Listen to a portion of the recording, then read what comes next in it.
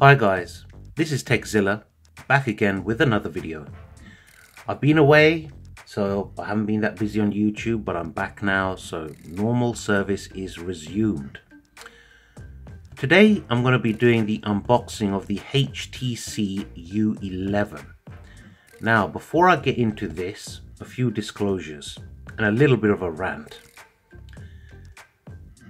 I ordered this on the 23rd of May. From memory. Now, paid for it up front via PayPal. You know, HTC had my money. I believe they use a company called Digital River in the UK to send out orders. It was meant to be shipped on the 1st of June. 1st of June came, nothing from HTC or Digital River. So I thought, okay, let's wait till the next day, the 2nd of June. Still nothing all day. So in the evening, I sent HTC and Digital River a message asking them what's going on with my order, and I got no reply. So come the Monday morning, I thought, okay, they haven't replied, I'm going to cancel my order. So I put in a cancellation request, and as usual, HTC, Digital River, nothing. Didn't come back to me about anything. Next thing I know, the following day, I got a shipment email notifying me that this had been shipped. So not only was it shipped late, they didn't cancel my order, and when HTC decided to get back to me on my request to cancel it, I already had the phone in hand. It'd already been delivered. And to top it off, they replied to me 4 days later. Come on. You ship it late. You don't notify your customers of anything. I don't know what the hell is going on with HTC UK. I don't know if you have the same problems with other countries. But in the UK, there's a lot of people who are getting fed up of HTC UK. And their customer service sucks. It sucks. They did the same. There's the same issue with the HTC 10 last year. It shipped out late. People who ordered directly from HTC got it late. Is that acceptable? No. Why am I talking about this in an unboxing video? Because I don't believe when a customer's watching or buying from a company, it should be just based on the experience of unboxing the device or reviewing the device. I think a big part of it is customer service. I think a big part of it is how does HTC respond to their customers and deal with complaints and issues. Because the phone might be the best shiny thing in the world. It might be the fastest, most attractive, but if you've got an issue and you can't get hold of HTC, guess what? Your phone is a brick. Disclaimer number 2. The only reason I'm mentioning this is so you guys know my experience, and also, you know, you might think I'm being biased. Well, I'm not. I'm on a lot of forums, including HTC Elevate. Okay, I'm on loads. I'm on Huawei forums, Samsung forums, Pixel forums, iPhone forums, a lot. So I know what people are saying, what's happening. If you think I'm being biased, that's your opinion. But I'm just telling you my experience. Okay, simple as. Some of you out there might have better experience than me. I haven't had a good experience. And this is the second time in 2 years. In 1 year. Now, I've been using the actual phone itself. So although it is an unboxing, I have been using it. As you can see here. So let's do the specs thing first. You got a Snapdragon 835. You got a, I think it's an IPS 5 Quad HD Corning Gorilla Glass screen, micro SD expandability to 2 terabytes, 4 gigs of RAM, 12 megapixel camera with f1.7 aperture, and the HTC Ultra Pixel 3 with OIS, ultra speed autofocus. The selfie front facing camera is 16 megapixels at f2.0. You got this edge sense squeezy thing. IP67 water resistance, HTC U with active noise cancellation, 3D audio recording, HTC boom sound, high-res audio, fingerprint sensor, nano SIM, quick charge 3.0, Wi-Fi, 4G, NFC, blah blah blah. So the packaging is very nice. Let's get into the unboxing. Obviously the phone's not in here because I've been using it.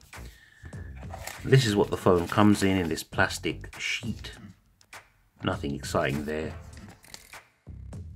Now in here you have a hard plastic shell that they supply. Now this doesn't protect the phone on these sides. It's open.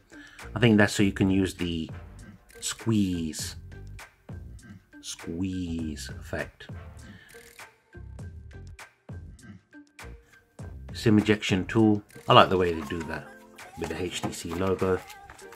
You've got a nice cleaning cloth here, microfiber cloth, the HTC logo on it.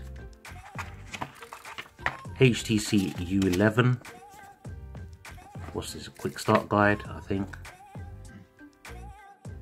And you got all this other rubbish that no one cares about. And hooray, they've included a 3.5mm headphone jack to USB Type-C adapter, which they didn't do with their U Ultra, which is nuts because not only did they not include it with the U Ultra in the UK, they didn't even have it for sale on the website. So this is another bit of a rant, I suppose.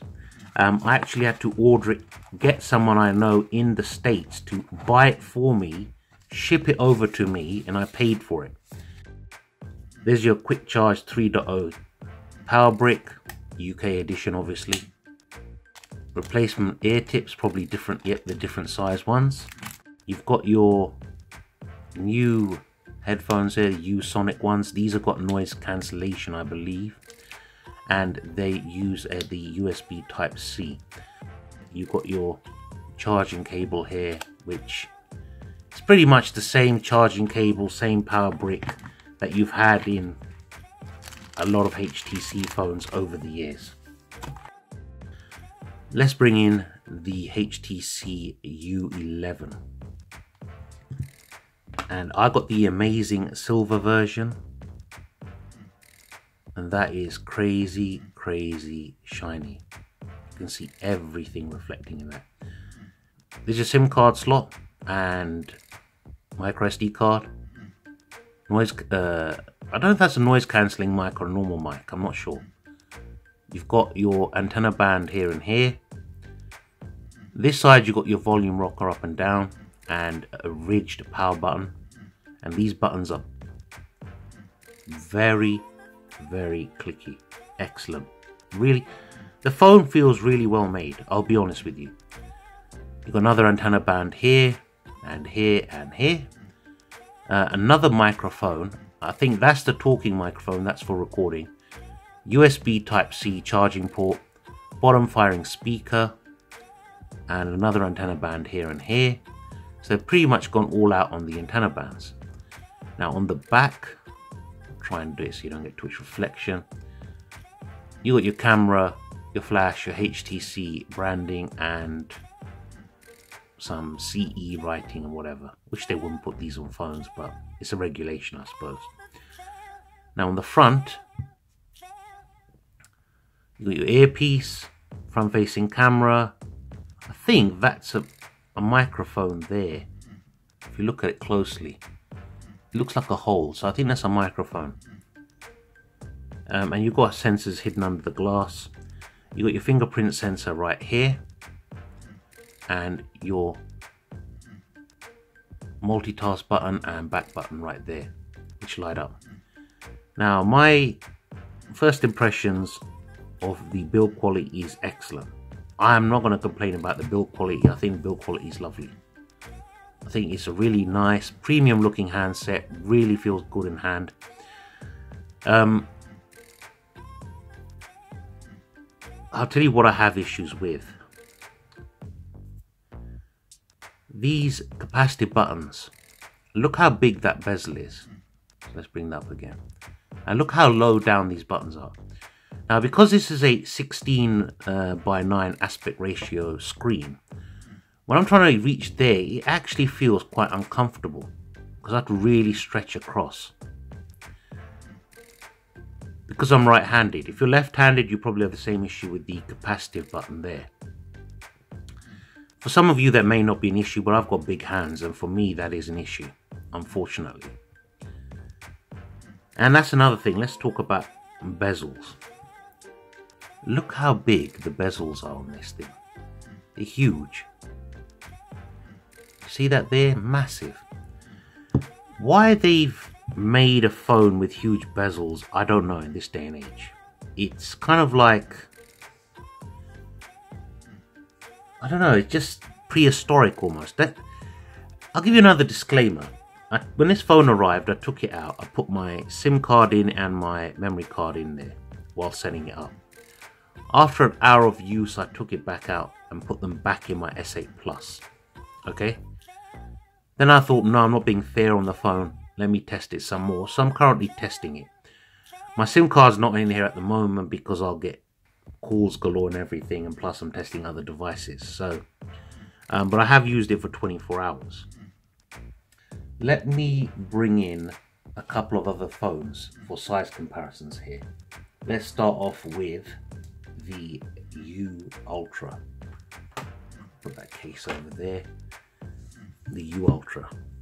Look at the size difference between these two beasts. Absolutely massive. Absolutely. Let's put them face to face. So you get an idea of height difference. There's your height difference. Put it down here. You can see the width. Width is quite a lot more on the U Ultra, obviously. Camera bumps obviously bigger on this than on the U11. So kind of, and then thickness wise, you can see right there, thickness. Let's bring out my Samsung Galaxy S8 Plus. Now this is the coral blue version, guys. Not available in the UK. And spoiler alert, this is a 6 gig, 128 gig storage model with dual SIM. And I'm currently working on a video on this. I bring a lot of effort into that video, so bear with me, guys. You can see there, the S8 Plus is a bit taller. Width-wise, the U11 is wider. And look at the thickness there. I'd say the U11 is thicker.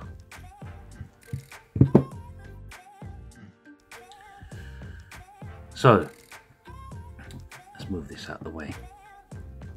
Fingerprint sensor, extremely fast. I'll do that again. Very fast. Pretty accurate as well. Let me see, should I put my screen brightness down a bit? Will that help? Yeah, I think that's better. That's better. I'm not going to swipe across there, but you got your usual blink feed on this side, which I do use. It's nice. No recent apps. Go back. Come out of this. So as you can see here, the apps tray is the typical HTC app tray. Pretty much what you come to expect. Let's come out of this. Notification shade. Bring it down. Again, I don't know how to put it, but this feels dated to me, guys. It just feels like they haven't tried hard enough. I mean, you've got all these other flagships coming out. The Pixel's coming out, the iPhone's coming out, and they're all reducing their bezels, where HTC seems to be content sticking with the bigger bezels.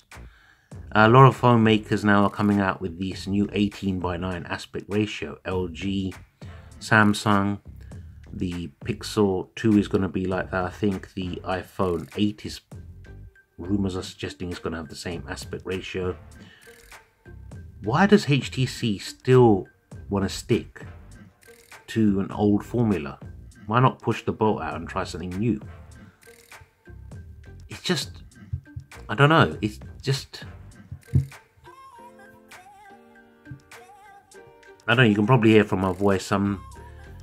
It's a really good phone from what I've used so far, but it's not blowing me away. The camera's good. It is very good, but again, I don't listen to this DxO mark and all this. They gave it a score of 90. Well, they can give it whatever score they want, but real world usage is not the best camera on the market. You're not going to be upset with it, but it's certainly not the best camera out. As I said, looks of the phone is subjective, but I think it looks pretty nice. Build quality is pretty good on it as well. It's got a nice weight to it.